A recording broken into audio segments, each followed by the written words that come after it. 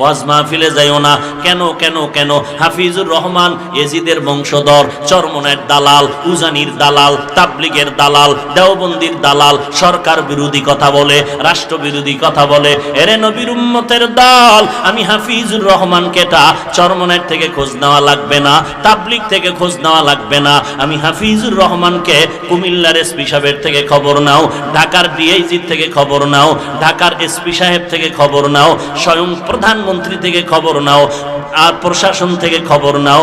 হাজার নয়, লক্ষ লক্ষ লক্ষ আল্লাহর বান্দা প্রশাসনিক লাইনে কাজ করে, মোবাইলে তাকায় দেখ আল্লাহর বান্দা কোরআনের বয়ান শুনতেছে। তুই মুনাফিকি করে কি করবি? কি করবি? কিছুই করতে পারবি না, সমাজের মানুষকে বিভ্রান্ত করবি। বলেন নবীর থেকে বড় পীর আর কে? এই পাবলিক, নবীর থেকে বড় পীর? নবীর থেকে বড় পীরের দরবার, মদিনার দরবার থেকে বড় দরবারের নাম কি? মাইজবান্ডারের দরবার, আটরশির দরবার, দেওয়ানবাগের দরবার, কুতুববাগের দরবার, রাজারবাগের দরবার, কুতুববাগের দরবার, চন্দ্রপাড়ার দরবার, তাবলিগের দরবার, কওমি মাদ্রাসার দরবার, উজানির দরবার, চরমনায়ের দরবার। আল্লাহর কসম, আমার নবীর থেকে যেমন কোন পীর নাই, আমার নবীর মদিনার দরবার থেকে দামি জমিনে কোনো দরবার নাই। গেলনি? 3 নাম্বার, আমার নবীর মাজার শরীফ থেকে দামি মাজারের নাম কও। হ্যাঁ, আজমির শরীফের মাজার, হ্যাঁ, খাজার মাজার, আইয়ুব নবীর মাজার, ইউসুফ নবীর মাজার, ইব্রাহিম নবীর মাজার। কি বুঝলারে মুসলমান? এমন একজন নবী পাইছো, বুক ফুলাইয়া চ্যালেঞ্জ দিবি, আমার নবীর মতো নবী নাই, আমার নবীর মতো মুহাদ্দিস নাই। আমি এমন একজন নবীর উম্মত হতে পেরেছি, আলহামদুলিল্লাহ। আমার নবীর মতো বড় মুফাসসির কেউ নাই, আমার নবীর মতো আদর্শওয়ালা কেউ নাই, আমার নবীর মদিনার দরবার থেকে দামি দরবারও একটাও নাই, আমার নবীর মাজার থেকে দামি কোনো মাজার জমিনে নাই। ওরা চ্যালেঞ্জ করবি বেঈমানের সাথে, মুনাফিকের সাথে। এইবার বলো, আমার নবী এত বড় পীর হওয়ার পরে, সকলের পীরের পীর আমার নবী, সকল মুহাদ্দিসের মুহাদ্দিস আমার নবী, আমার নবী এত দামি একজন নবী, রাস্তা দিয়ে যখন হাঁটে দুই পার্শ্বের গাছ নবীরে নুইয়া নুইয়া সালাম জানায়। নবী যখন কোথাও বসে, জঙ্গলের সাপ আইসা নবীরে বাতাস দেয়। নবী যখন রাস্তায় হাঁটে, মেঘের খণ্ড এসে নবীর মাথা মোবারকে ছায়া দেয়, যেন রৌদ্রের তাপ না লাগে। ওই নবী তাইফের ময়দানে রক্ত ঝরাইতেছে, ওই নবী উহুদের ময়দানে দান দান মুবারক শহীদ করতেছে। কেন কেন কেন? নিজের বরত্ব চেয়ার দখলের জন্য না, বড় প্রধানমন্ত্রী হওয়ার জন্য না, কারো মাথায় বাড়ি দেওয়ার জন্য না, কারো জমিন দখল করার জন্য না, একমাত্র আল্লাহর দ্বীন জমিনে বাস্তবায়ন করার জন্য, মানুষগুলোকে জান্নাতের পথে নেওয়ার জন্য, মানুষগুলোকে পর্দাওয়ালা বানানোর জন্য, জিকিরওয়ালা বানানোর জন্য, নামাজি বানানোর জন্য। অতএব এই জমিনে যদি কেউ নবীর অনুসরণের পীর দাবি করতে চায়, নবীর আদর্শ মতো গ্রামে গ্রামে যাইতে হবে, কোরআন নিয়ে বয়ান করতে হবে। যেই পীর এলাকায় কোরআনের বয়ান করতে আসে না, এটা হলো এই জমিনের বড় দাজ্জাল। ঠিক কি না? চরমনায়ের ফিরায়নি, সারা বাংলাদেশ ঘুরেনি, উজানির ফিরেরা গুনেনি, সারসিনার ফিরেরা গুনেনি। যেই পীর খানকায় বসে আছে, ঘুরে না, যায় না, কোরআনের বয়ান করে না, এরা এই যুগের নব যুগের বড় দাজ্জাল। ঠিক কি না বলো? আমার নবীর থেকে বড় পীর আছে কেউ? নবী যদি মানুষের কাছে কাছে গিয়ে গিয়ে গিয়ে গিয়ে গিয়ে গিয়ে কালেমার খেদমত করে, দাওয়াত দেয়, কোরআন হাতে নিয়ে তেলাওয়াত করে, তোমার এমন কোন পীর হয়ে গেল খানকা থেকে নামতে পারবে না? নবীর থেকে বড় পীর আর কে? তুমি বলবা আমার পীরের নিরাপত্তা নাই। নাই কেন? এমন আকাম করছো কেন? তোর পীরের নিরাপত্তা নাই, আকাম করছো কেন? তোর পীর এমন আকাম করলো কেন?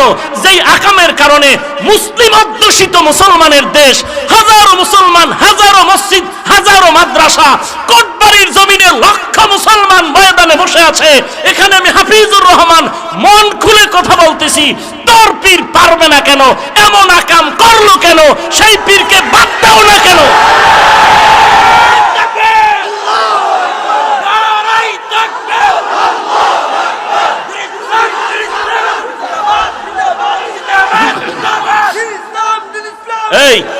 কথায় কোনো দালালি আছে? হ্যাঁ, কোনো দালালি আছে? আমি কথা বলতেছি, আমার এই ভাইজান এখানে আসছেন প্রশাসনের, আমরা কিন্তু বলি না আমার নিরাপত্তার জন্য আইছে। হ্যাঁ, এই যে মোহাব্বতে, কথা ঠিক না? আর ওই যে আবার কিছু মুনাফিক তো আছে, ওই ময়দানে একটু থাকা দরকার আমাদের নিরাপত্তার জন্য। কথা বলেন না কেন? তো তোমার পিসাব আসে না কেন?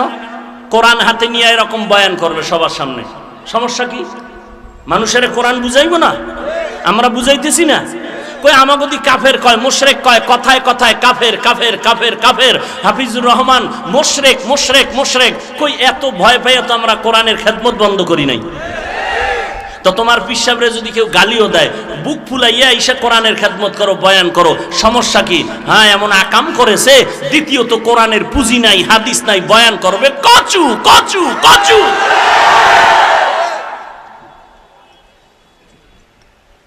বয়ান করবে কচু, কোরআন শরীফ পড়তে পারে না, সে মাহবুবে সোবহানি। ইমামতি করতে পারে না, ইমামের রব্বানি। চিন্তা করছেন? ইমামের রব্বানি ইমামতি করতে পারে না, কেমন পীর, কেমন পীর! সাহাবায়ে কেরাম মানুষের দাঁড়ে দাঁড়ে গিয়ে কালেমার খেদমত করছে কিনা? ভাই, এই সহজ কথা বুঝতে কষ্ট হয়। তাহলে আল্লাহ বিবেক দিছে, এই কথাগুলো নিয়ে একটু চিন্তা করুন, এই কথাগুলো ভাবেন, সঠিক রাস্তা পেয়ে যাবেন। আমি টেলিভিশনে বয়ান করতে পারি না, কত চ্যানেলওয়ালারা কত ভাবে ডাকতেছে, যাচ্ছি না, আমার সম্মান কমে যাচ্ছে। হ্যাঁ, ওরে উম্মতের সময় দিব কখন, টেলিভিশনে যাব কখন? এই উম্মতের মাঝে সেই রমজানের ঈদের পরের দিন থেকে দৌড়। রমজানের ঈদ গেল যেদিন, তার পরের দিন পোস্টারে দিছে ঈদুল ফিতরের পরের দিন মাহফিল, তারিখ টারিখ নেই। হাঁটু সমান পানি, মেশিন লাগাইয়া পানি সেচন করে এরপরে মানুষ দাঁড়ায় দাঁড়ায় বয়ান শুনছে, একটা দিন বন্ধ নাই, জোহরের পর, মাগরিবের পরে, এশার পর। আমার নামে তো টেলিভিশনের ভাষ্যকার লাগাইতে পারি নাই, আমার সম্মান কিছু।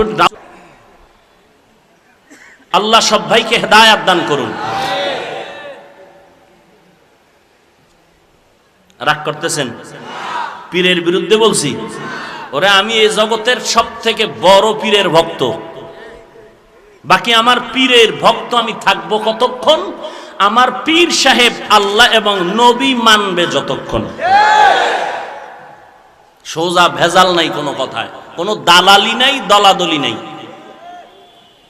এই যে এতক্ষণ চেঁচামেচি করলাম, বলেন তো কোন পীরের কাফের বলছি নাম ধরে? সরকারের কয়টা গালি দিছি? রাষ্ট্রের বিরুদ্ধে কি বলছি? বয়ান হয় নাই? হ্যাঁ, মানুষের আমলের খবর নাই, কাফের কাফের কয়ে সময় কাটায়। আল্লাহ হেদায়েত দান করুন। আরো জোরে বলেন। আর একটু সামনে আগাবো? থাকবেন না চলে যাবেন? আল্লাহ সব ভাইকে কবুল করেন। তাহলে আমার নবী, এরপরে নবীর পর সাহাবী, সাহাবায়ে কেরামের পর তাবিন, এরপরে তাবে তাবিন, আইম্মায়ে মুজতাহিদিন, উলামায়ে মুতাকাদ্দিমিন, উলামায়ে মুতাআখিরিন। দেখেন শাহজালাল কইতো নাইছে, ইয়ামান থেকে কই আইছে? কি জন্য আইছে? আপনাকে জমিন কিনতে।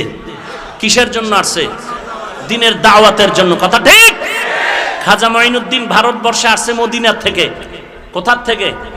মদিনার থেকে। ভারতবর্ষে দাওয়াতি কাজ করছেন। কোন কিতাবে আছে 90 লক্ষ, কোন কিতাবে আছে 99 লক্ষ বিধর্মী কালেমা পড়ছে তার হাতে। এটা খানকায় বইয়া না মানুষের কাছে কাছে ঘুরছেন? পীরগিরি করেন না? পীর সাহেব, আমার সন্দেহ লাগে আসলে তোমার ওখানে পীর আছে কিনা, বা থাকলেও কি ওটা হিজলা নাকি এই ভয়ে বাইর করো না। যেমন কিছু চমক বাইর হইছে না নতুন, মহিলা হুজুর বয়ান করবে। কি হুজুর? আইনা একটা রুমের মধ্যে তালা মারছে, বয়ানের আগে চমক দেখাবে। শিশু হুজুর আছে না নাই? মহিলা হুজুর আগে মহিলা ছিল, লেডিস এখন জন্ডিস হয়ে গেছে। বয়ান করবে শুধু এমন না, সরাসরি মহিলা বক্তাও মাইক লয়ে বয়ান করবে। আছে না নাই? কিয়ামতের আলামত, কিয়ামতের আলামত। আল্লাহ সব ভাইকে হেদায়েত দান করুন। মিয়া, আমি সব জায়গায় বলি, বিউটি পার্লারের সাজগোজ দেখে পাগল হইও না, এর স্থায়িত্ব নাই। পানি লাগলেই গজব, পানি লাগলেই কেমন গজব, এমন চেহারায় বরণ হয়, ঔষধ নেই। কথা বলেন না কেন? বিউটি পার্লারের ওরে খোদা আলতা সোনো ক্রিম দেখা পাগল, ডানা কাটা ভরি, ঘরে নিয়ে দেহে ফেতনি। আরে হইছে তো এরকম ঘটনা, হয় নাই? অতএব দুনিয়ার সাজসজ্জা, সামান্য কিছু কণ্ঠ আর এই সমস্ত চমক দেখে পাগল হয়ে না।